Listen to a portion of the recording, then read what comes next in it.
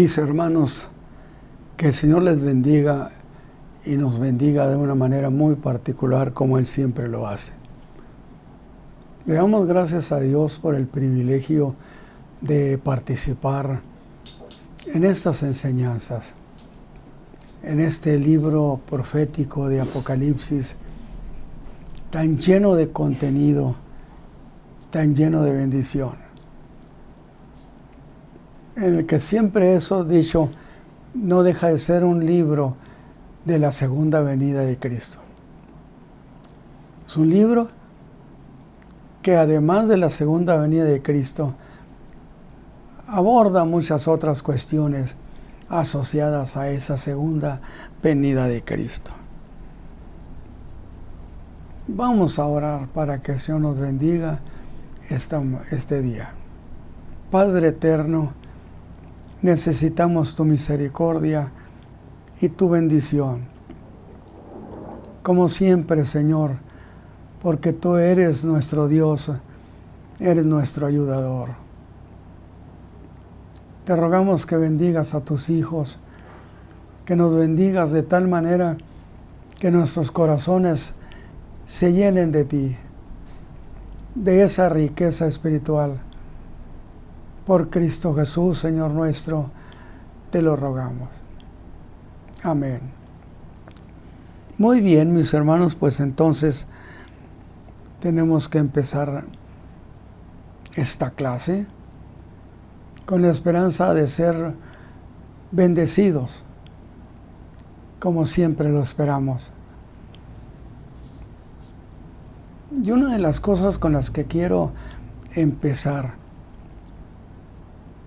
es una pregunta que viene en los instructivos. Es decir, dice como tema, la segunda venida de Cristo. Y pareciera que no tiene gran importancia porque no llegue a estar asociada. Sin embargo, vamos a hacerlo. Es decir, ¿por qué la segunda venida de Cristo? ¿O por qué segunda venida de Cristo? Bueno, indiscutiblemente, esta es una referencia muy clara al hecho de que la Escritura nos habla de dos venidas solamente, no de tres. Es decir, ¿por qué es dos venidas? Porque cada una de las venidas está asociada a una promesa que Dios hizo a un hombre o a otro. Que sería lo siguiente. Dios le hizo a Abraham una promesa y le dijo que en él serían benditas las familias de la tierra. Pero esa promesa requería una venida para cumplir esa promesa. Entonces ahí tenemos la razón de la primera venida. Y aquel Verbo se hizo carne y habitó entre nosotros. Y vimos su gloria. Gloria como el unigénito del Padre, lleno de gracia y de verdad. Pero particularmente especifiquemos esto. ¿A qué en estos términos de la Escritura y de la profecía se le da el término de segunda venida o primer venida? ¿Por qué? Bueno, porque en los términos de la promesa o las promesas que Dios le hizo a dos hombres, una de ellas, una promesa hecha a Abraham, de que en él serían benditas las familias de la tierra. La otra promesa se la hizo a a David, de tal manera que un hijo suyo reinaría, se sentaría en ese trono. Pero cada una de ellas exigía precisamente que se diera esa llamada venida. Pero entonces déjeme explicarlo de otra manera, quizá más comprensible. De tal manera que para que se dijera que esta es una venida, o se le aceptara como carácter de venida, era necesario que alguien viniera a la tierra, a la raza humana, pero que viniera en el carácter de uno de nosotros, en el carácter de un ser humano. De tal manera que eso lo cumple de manera formal el Señor Jesús. ¿Por qué razón? Porque el Verbo se hizo carne y habitó entre nosotros. Y al hacerse carne, se hizo uno de nosotros. Y por consecuencia, cubría una de las exigencias para aceptar que algo fuera una venida según la profecía. Profecía en las promesas. De tal manera que el Verbo de Dios, que era Dios, que creó todas las cosas, el Verbo se hiciera carne. Y al darse esa encarnación, se hizo uno de nosotros. Consecuentemente, habitó entre nosotros. Por eso estoy diciendo, era necesario que para que algo se considerara una venida, era necesario primero que fuera uno de nosotros. Número 2, que era necesario que habitara entre nosotros. El Verbo se hizo carne, se hizo uno de nosotros y habitó entre nosotros. Por consecuencia, cuando el Verbo se hace carne y nace en la persona del Señor Jesús, cubre perfectamente bien esa exigencia de que se hizo uno de nosotros, y no solo eso, habitó entre nosotros. Por lo tanto, hay una cuestión muy importante aquí. Decimos, el Verbo se hizo uno de nosotros. Yo he explicado esto. No dice la profecía que se hizo un hombre. ¿Por qué razón? Porque al decir se hizo hombre, era necesario especificar de dónde era, de qué familia, de qué tribu, de qué región. Y eso iba a limitar el alcance de la redención en Cristo. En cambio, cuando dice se hizo carne, da la amplitud de que se hizo uno de nosotros y que la redención que Él logró en favor nuestro era una redención que tenía amplia cobertura. Pareciera que no era necesario aclarar eso, pero póngalo en su corazón. El Verbo se hizo carne. el Verbo se hizo uno de nosotros, que era una de las exigencias para aceptar que era una verdadera venida. Y como el Verbo se hizo carne, se reconoce cuando Él nace para cumplirle la promesa que le había hecho a Abraham. A ver otra vez. El Verbo se hizo carne. Y ese Verbo que se hizo carne era uno de nosotros. Pero el escritor sagrado dice, el Verbo se hizo carne. Eso de que se hizo carne lo pone en un espacio de gran amplitud.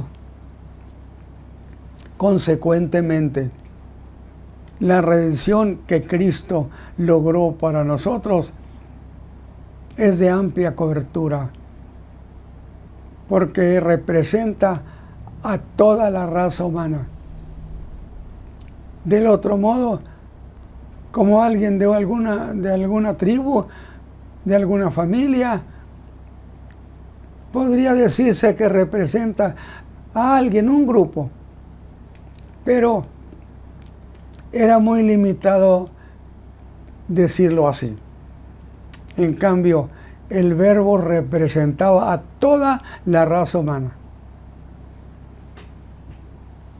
Y se reconoce eso como una primera venida. Entonces ya tenemos ahí la primera venida. Cuando el Verbo se hizo carne y vino a cumplirle a Abraham la promesa que le había hecho. Esa es una cuestión muy importante de entender. Consecuentemente, cuando venga a cumplirle a David la promesa que le hizo, será necesario que también venga en calidad precisamente de un representativo formal del ser humano, y en este caso de ese rey de esa tribu, que es Cristo Jesús. Por consecuencia, estoy haciendo estas aclaraciones porque conviene tenerlo muy claro. Consecuentemente, se considera una primera venida cuando vino para cumplirle a Abraham. Y se considera también una segunda venida cuando venga para cumplirle a David. Es todo lo que se debe entender en términos de esa venida del Hijo de Dios entre nosotros. A veces se busca decir que el arrebatamiento de la iglesia es una venida y que serían tres venidas. Sin embargo, la noche que el Señor Jesús fue entregado, Él les dijo, en la casa de mi Padre muchas moradas hay. Ya existían esas moradas. No era necesario que Él fuera a construir moradas. En la casa de mi Padre muchas moradas hay, del verbo haber. Y agrega, de otra manera se los hubiera dicho. De otra manera nos hubiera dicho que el Señor nos hubiera dicho, voy a prepararlas. Pero Él dijo, en la casa de mi Padre muchas moradas hay. Eso ya existe. De otra manera nos hubiera dicho que iba a prepararlas. Pero no estaba informando ni diciendo que se habría de ir al cielo a preparar esas moradas, que ya existían, pero que luego vendría por nosotros, para que donde yo estoy, dijo, vosotros también estéis. ¿Qué estoy diciendo aquí? Estoy diciendo que no puede considerarse como una segunda venida la venida del Señor por la iglesia, por la siguiente razón. Porque cuando el Señor Jesús viene por la iglesia, no viene a la tierra. Cuando el Señor Jesús viene por la iglesia, dijo Pablo, sonará la trompeta. Los muertos en Cristo resucitarán primero. El Señor arrebata. El Espíritu Santo que levantó a Jesús es el que habrá de levantar la iglesia. Para que la iglesia tenga un encuentro con el Señor en los aires. No dice que habrá de ser en Jerusalén. No dice que habrá de ser en tal parte. Ese pasaje en realidad es la materia prima con la cual se construye o se hace la doctrina del arrebatamiento de la iglesia. Vendré otra vez. Que pareciera decir, ya es la segunda vez. Vendré otra vez. ¿En calidad de qué? Por supuesto, en la misma calidad que vino antes al mundo. No vino al mundo en la calidad que vino la primera vez ni la segunda vez. La primera vez vino a cumplirle a Abraham. La segunda vez viene a cumplirle a David. Estrictamente a eso han sido sus dos venidas. La venida por la iglesia. En la venida por la iglesia no sucede lo mismo. En la venida por la iglesia, el Señor levanta, el Espíritu Santo levanta a la iglesia. Dice que entonces tendremos un encuentro con el Señor en los aires y que así estaremos para siempre con Él. No hay tal idea de que cuando viene por la iglesia venga a la tierra. Para que se considere una venida, debe existir esa venida a la tierra. Así fue con Abraham y así será la segunda venida con David. Solamente quería hacer esas aclaraciones. ¿Por qué? ¿Por qué la segunda venida? Pues porque en realidad en las dos, en la de Abraham y en la de David, se debe cumplir estrictamente que Él viene a la tierra, como vino cuando a cumplirle a Abraham, cuando venga en su segunda venida a restaurar el reino de Israel. Yo espero que usted haya podido percibir eso. Entonces, hay lo siguiente.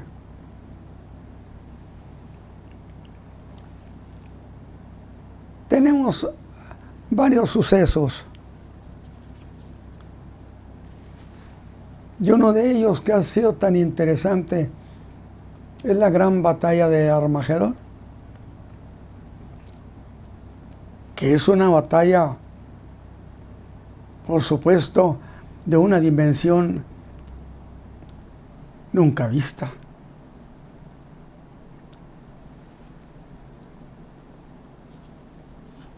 Y la guerra de Armagedón, en realidad, escúcheme, es el fin de la gran tribulación. La guerra de Armagedón, que ha sido promovida, propuesta al mundo por parte del anticristo.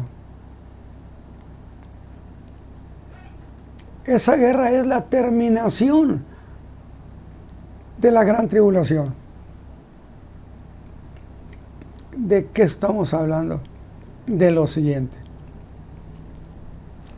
En la guerra de Armagedón, yo leía eso y lo dije en Apocalipsis 19 y allá por el 16.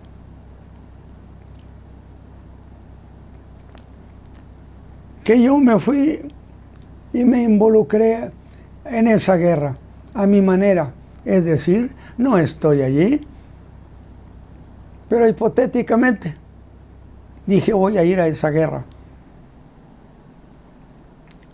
Y encuentro específicamente una cantidad muy grande de reyes, de príncipes,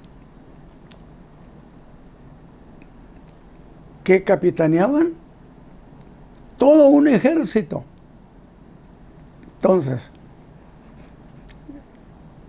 yo los encontré allí en la guerra de Armagedón,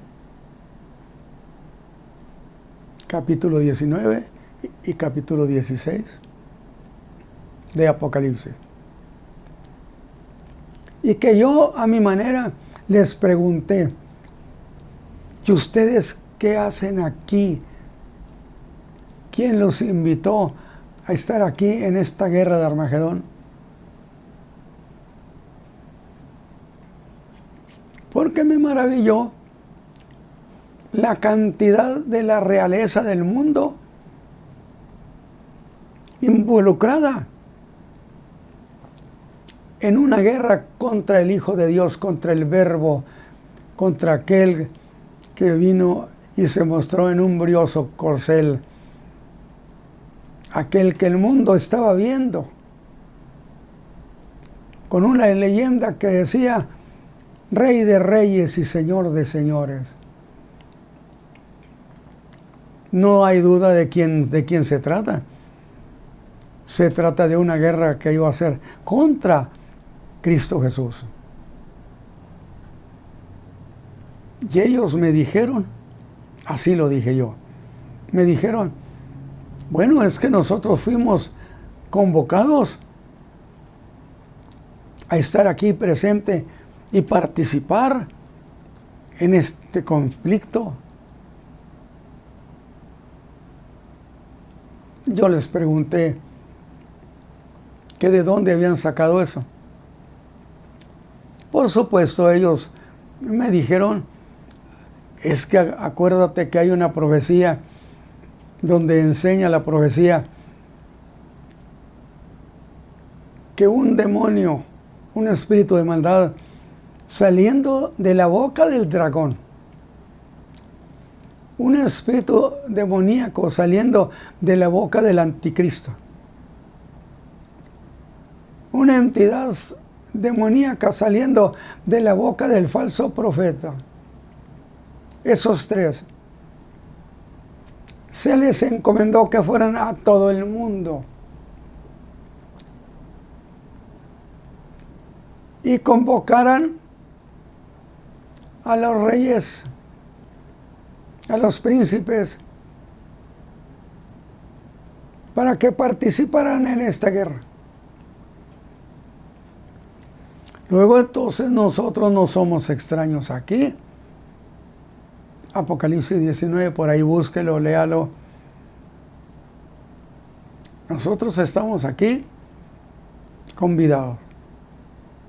Y es más, convidados y nos dijeron que la guerra, la batalla iba a ser aquí, en este lugar llamado Armagedón. De tal manera que no había duda. Ellos eran partícipes, junto con Satán, contra el Hijo de Dios.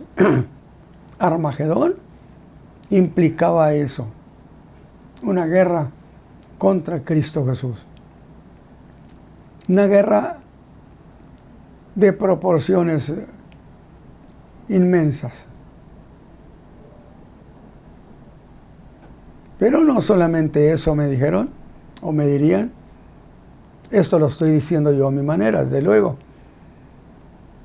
Nos dijeron que el lugar era precisamente este, Armagedón. Y aquí estamos.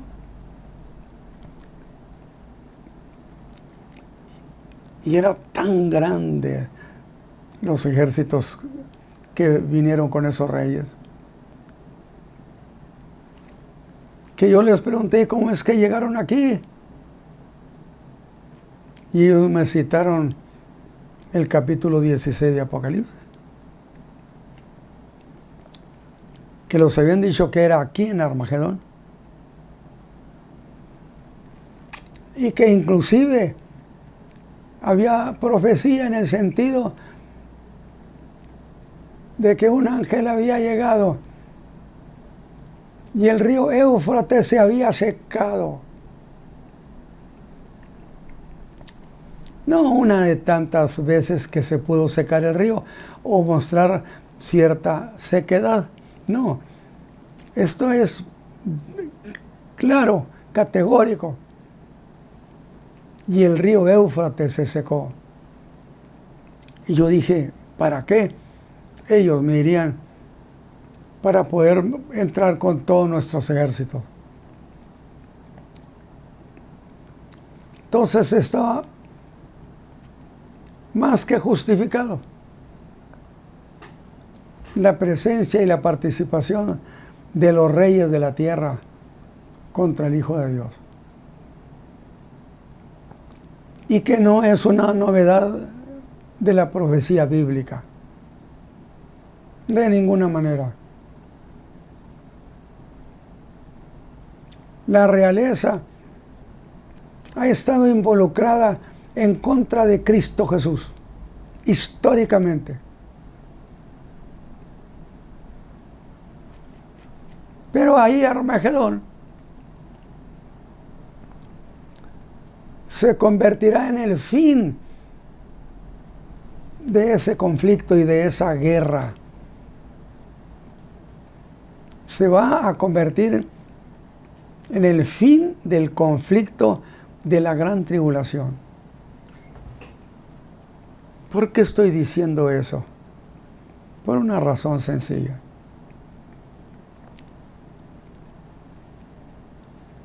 Pues cuando empezó la gran tribulación, el ángel le había dicho a Daniel, 70 semanas están determinadas sobre tu pueblo, Israel, y tu santa ciudad. Y revisando todos esos datos proféticos, encontramos desde luego que a esas fechas la historia de la tierra era precisamente que se habían cumplido hasta ahí 69 semanas. Y faltaba una. Precisamente esa que faltaba, que eran 7 años, vienen siendo a su vez los 7 años de la gran tribulación que faltaban. ¿En qué forma podemos pensar? Bueno, porque han pasado mucho tiempo.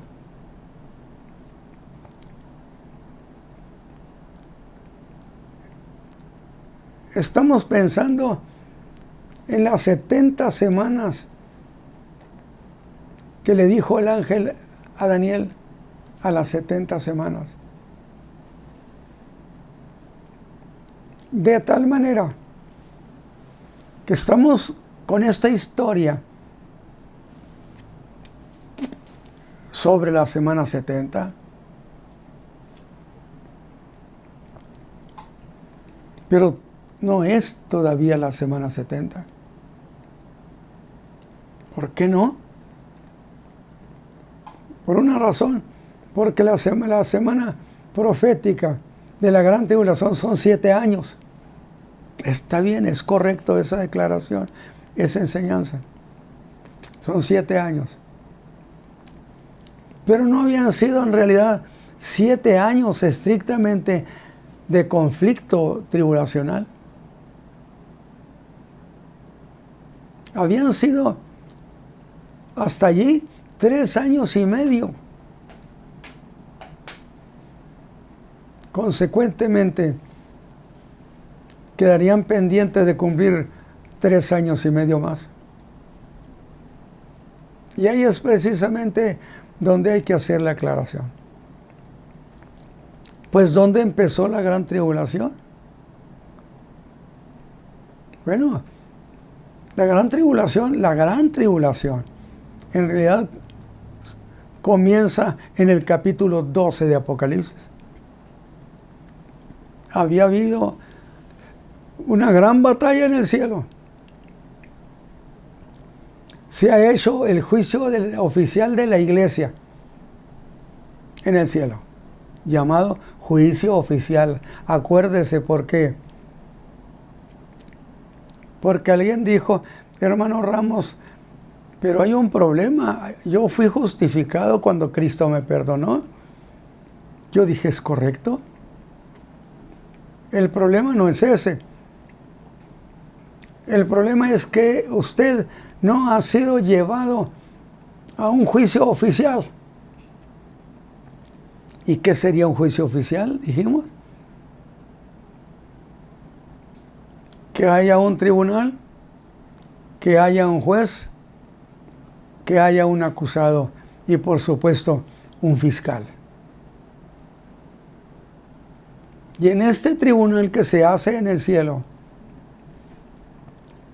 existen precisamente el juez, Dios, está la gran acusada que es la iglesia, y está el fiscal despiadado que es Satán. Y en ese juicio, Satán buscó la manera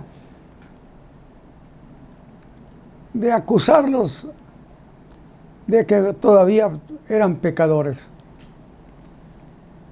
y que no eran dignos de ese reino. Bueno, Satán acusaría, pero los hermanos le dirían, es cierto que yo fui un pecador, pero el que está sentado allí limpió mis pecados. Y esa declaración echó por tierra el intento de Satán de acusar a los hermanos de pecado. Satán entonces hace un nuevo intento. ¿Y qué hace Satán? Dice, bueno, es cierto que después de ser pecadores fueron perdonados. Pero después de ser perdonados, ustedes fueron pecadores, volvieron a pecar. Y entonces ese creyente hizo defensa en el mismo sentido. Es muy cierto que yo pequé ciertamente, pero Él con su sangre me limpió y perdonó mis pecados. Lo que significa que ese intento satánico fue un fracaso. Y ahora lo que pasa es, según el apóstol Pablo a los Corintios. Ahora viene, después de ese juicio, viene el juicio de la recompensa. ¿Qué cosa es ese juicio de la recompensa? Bueno, que habrá recompensa para el trabajo que algunos han hecho, ahora muy bueno, ahora no tan bueno, y serán coronados, premiados, por así decirlo. Satán, por supuesto, intentaría participar otra vez en ese encuentro. Y es causa de que tengamos ese gran conflicto entre Satán y sus huestes y el arcángel Miguel y sus ángeles. Y no solamente hicieron eso, lo derrotaron y esta vez sí lo lanzaron a la tierra. Escúcheme bien. Esta vez lo lanzaron a la tierra. Y es ahí donde se abre la idea de la gran tribulación. ¿Por qué razón? Porque dice que el diablo se ha enterado que lo han expulsado y desciende teniendo grande ira, porque sabe que poco tiempo es el que le queda. Hasta aquí no había habido esa persecución contra el pueblo de Dios. No había habido. Pero cuando el diablo se entera de que le queda poco tiempo, hace una operación revanchista. ¿En qué sentido? Dice que viene ahora contra la mujer que había dado a luz a aquel hijo que había de gobernar la tierra. No tenemos problema para entender que está hablando de que es Cristo. La mujer es el pueblo donde nació ese hijo. Y el diablo vino con grande furia, como nunca jamás había sido. Y lo digo de esa manera porque Daniel lo dice: tiempo de angustia cual nunca fue desde que hay hombres sobre la tierra. Esto le da a usted una idea de la manera de la operación satánica de odio contra ese pueblo. Y dice que vino con grande ira y persiguió a esa mujer, es decir, lanzó su ataque particularmente contra ese pueblo. Es una batalla, un ataque contra el pueblo de donde había nacido ese hijo, que es Cristo Jesús. A partir de allí empieza lo que llamaríamos la gran tribulación. Tiempo de angustia cual nunca fue. Por consecuencia, Armagedón es la terminación de la gran tribulación. En Armagedón se termina. No volverá a haber, por supuesto, otra guerra del tipo Armagedón. Armagedón es la derrota definitiva del anticristo. Aquí en Armagedón termina su carrera el anticristo. Gracias a Dios por eso. Maravilloso. Pero no solamente el anticristo termina su carrera. No, también el falso profeta y también el diablo. Temporalmente el diablo es tomado por un ángel y lo lanza al abismo y le da la consigna de que tiene que estar allí 1000 años. 1000 años. Que he dicho, alguien me preguntó, hermano Ramos, ¿cómo es posible que si el diablo es un espíritu, pudiera ser retenido en un abismo físico, despeñadero? ¿Cómo? Bueno, lo que lo mantuvo allí 1000 años no fue más que la orden, el mandato que Cristo había dado, que se quedara allí 1000 años. Consecuentemente, no podía hacer otra cosa. Pero también fue un tiempo donde el ángel ese encerró al diablo y lo consignó a 1000 años. 1000 años de inactividad.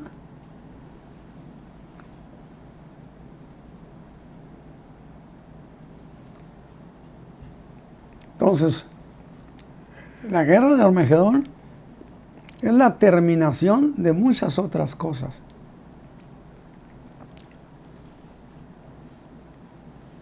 Y yo tengo anotado aquí, no solamente es el fin de, sino que es el principio de otra gran historia. El principio del milenio. El principio de los 1000 años de Cristo aquí en la tierra. Lo que llamamos nosotros ese tiempo, cuando Cristo estará reinando aquí, Él personalmente. Es muy interesante eso. Y yo tengo apuntes que les voy a leer ahorita, muy lindos. ¿Qué cosa creen ustedes que es el milenio? ¿Qué creen que es?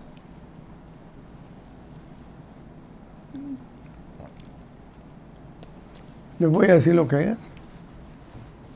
Es la redención de la tierra. Cristo, la Escritura le atribuye 3 redenciones. La primera, en la cruz del Calvario, redimió nuestra alma. La segunda, en la resurrección, redimió nuestros cuerpos. Pero, cuando Él esté aquí en la tierra, van a suceder muchas cosas extraordinarias. Y se las voy a leer. ¿Saben que en realidad esa guerra, ese milenio es el jubileo de la tierra? ¿Cómo jubileo?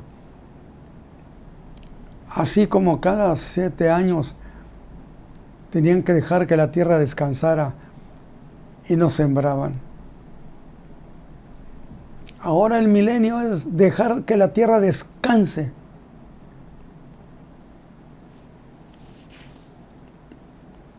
Y dice Isaías 35 del 1 al 2. Alegrarse han el desierto y la soledad. ¿Qué cosa es el desierto y la soledad? El lugar de la nada, y el yermo se gozará y florecerá como la rosa. Florecerá profusamente. Imagínense usted el desierto florecido, hermosura. A la tierra le esperan buenos tiempos. Bueno, es que redención es hacer que las cosas vuelvan a ser como eran en el principio. ¿Cómo será la redención de un cuerpo? De alguien que murió y ahora resucitó. Tendrá que ser igual que cuando se murió. Porque la redención es volver las cosas a ser como eran antes. Y florecerá profusamente.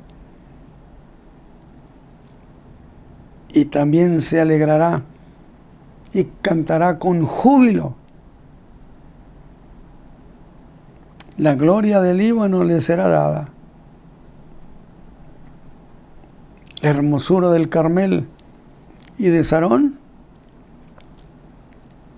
Ellos verán la gloria de Jehová, la hermosura del Dios nuestro. Pero ¿qué es el desierto y qué es la soledad? ¿Sabe qué? Yo las he entendido como dos hermanas. Dos hermanas abandonadas en la soledad, en la tristeza. Pero cuando vuelven al ser redimidas, volverán con alegría.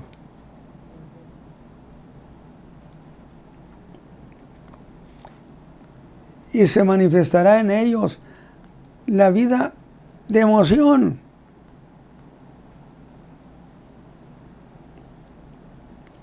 Es el yermo, el invitado, porque allí no hay nada. La nada, absolutamente la nada. Dos hermanas, pero Cristo ha restaurado su reino y entonces ahora la tierra vuelve con alegría. Yo no sé, pero debe ser muy hermoso esta historia del milenio.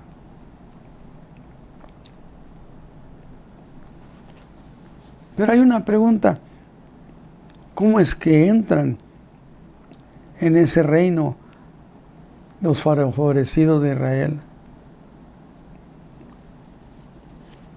Bueno, ¿sabe usted que Mateo 25 tiene esa información? Y la voy a mencionar de manera breve. Habrá un juicio.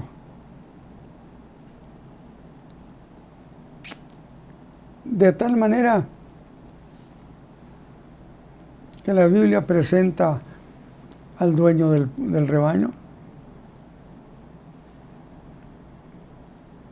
Se está preguntando el cómo se condujeron en el tiempo de tribulación, cómo se condujeron con los hijos de Israel. Y es muy interesante.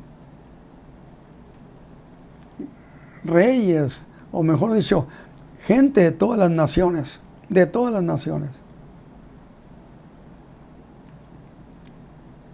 dirán: ustedes benditos de mi Padre, porque cuando se necesitaba, ustedes favorecieron a este pequeño que es mi pueblo. Hablando de Israel. En el tiempo de la gran tribulación, hubo naciones, hubo gentes, hubo grupos que cuando no tenían que comer, ellos le dieron que comer. Cuando estaban en la cárcel, ellos fueron a verlo, a visitarlo. Es decir, hicieron muchas cosas en favor de ese pueblo.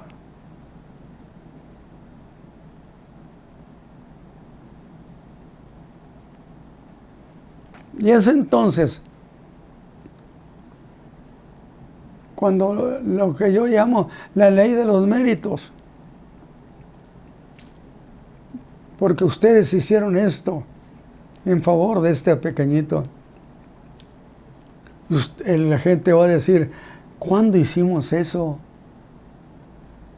Y él dirá, pero se lo hicieron a estos mis pequeñitos. Venid, benditos de mi Padre. Pero hay una pregunta. Mucha gente entrará a ese reino. La pregunta sería, ¿son salvos los hijos de Israel en el milenio? ¿Son gente salva? Les voy a leer Ezequiel 11:19. Mire qué bonita historia. Escúchela. Darles un corazón y espíritu nuevo en sus entrañas. Que por cierto hay un detalle interesante. La Escritura no enseña que sea renovada el alma. El espíritu sí. Darles un corazón y espíritu nuevo en sus entrañas. Y quitaré el corazón de piedra de su carne. Y les voy a dar corazón de carne. No habrá guerras. Isaías 19:23. En aquel tiempo, mire qué precioso, en aquel tiempo habrá calzada entre Egipto y Asiria. Y asirios entrarán en Egipto y egipcios en Asiria. Y los egipcios servirán con los asirios a Jehová. Conviene que usted lo tenga, ¿por qué no? Lo guarde. Porque estamos viendo, disfrutando la belleza de esos 1000 años.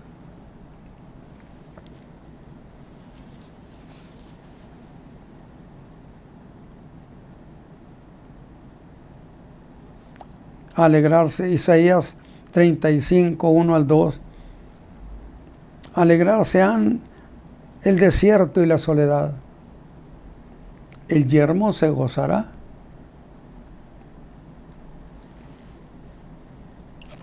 Y florecerán como florecen las rosas.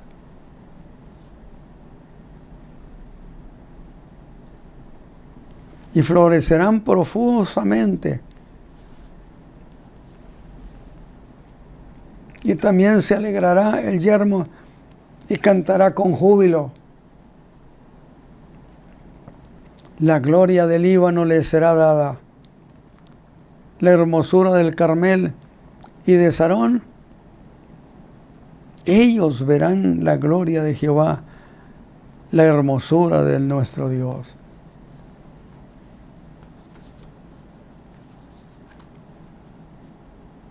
¿Sabe usted que habrá longevidad?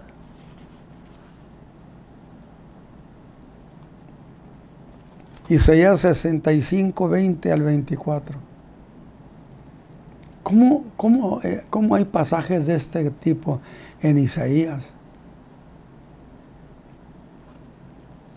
No habrá más ahí niño de días, ni viejo que sus días no cumpla, porque el niño morirá de 100 años. Pero el pecador de 100 años será maldito.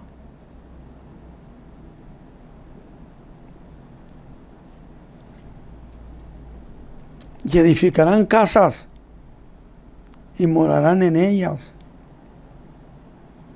No habrá pérdida de propiedades. Y otro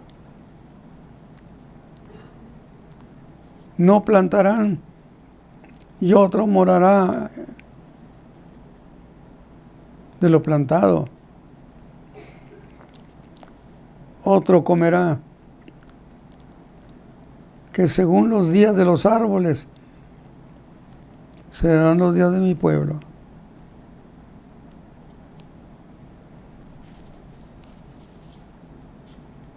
Yo me alegraba con unos ancianos en la sierra.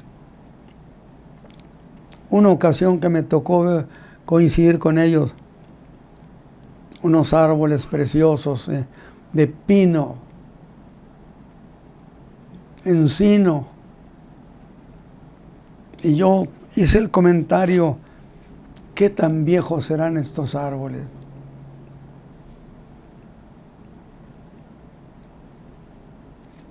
Y los viejitos esos me dijeron, estos árboles tienen más de 100 años. No edificarán y otro morará. No plantarán y otro comerá. Porque según los días de los árboles serán los días de mi pueblo. Y mis escogidos perpetuarán las obras de sus manos. No trabajarán en vano.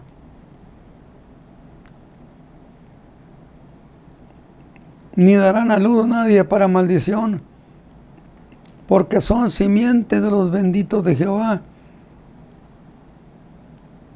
y sus descendientes con ellos.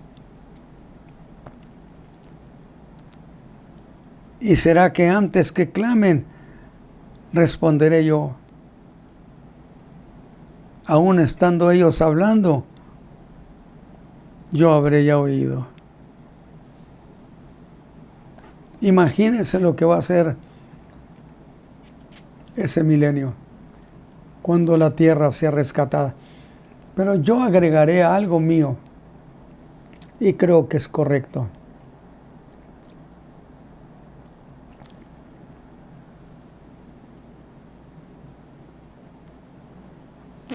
¿De qué hablo yo?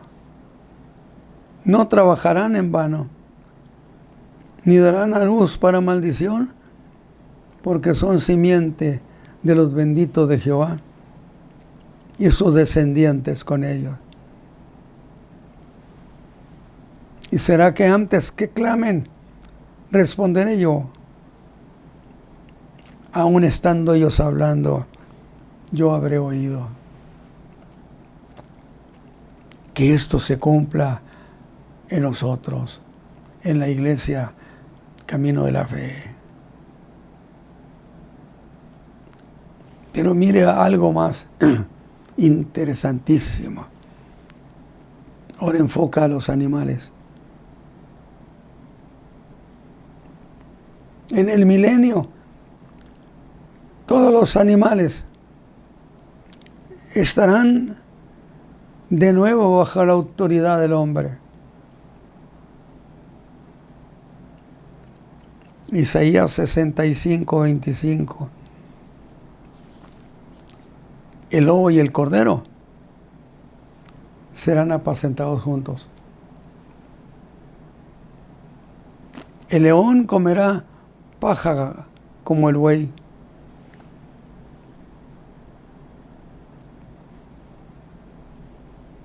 Y a la serpiente la van a poner a comer. Y a la serpiente el polvo será su comida.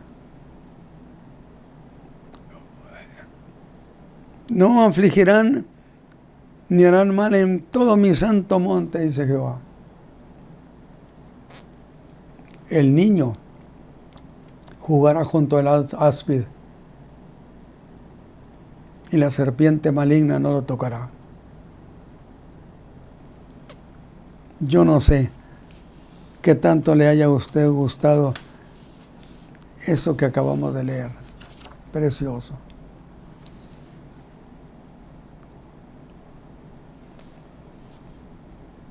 Habrá en la tierra mucha fertilidad. Tenemos ganas de ver las llanuras preciosas, frondosas, erguidas, llenas de flores, llenas de fruto, llenas de olor. Isaías 30:23. Entonces dará el Señor lluvia a la sementera, o sea, a la siembra. Han sembrado, se ha sembrado y Dios manda la lluvia. Cuando la tierra sembrares y venga el fruto del pan de la tierra, será fruto abundante. Tus ganados en aquel tiempo serán apacentados en anchas dehesas. Esta, mis hermanos, es la promesa de la redención de la tierra. Que yo quería leérselo, dije, gracias a Dios entonces por este tiempo. Vamos a orar y decirle, Señor, gracias. Gracias por todo. Padre eterno, levantamos nuestras manos a ti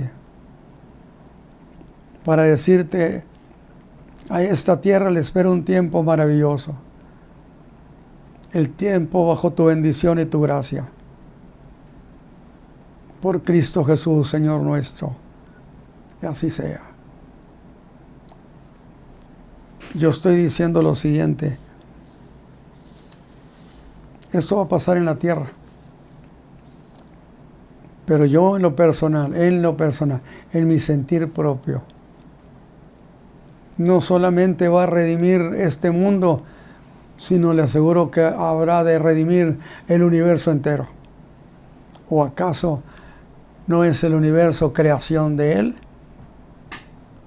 Entonces, con toda certeza le puedo decir, no solamente este mundo, sino el universo entero será redimido por Cristo Jesús, nuestro Salvador. Que el Señor les bendiga, mis hermanos.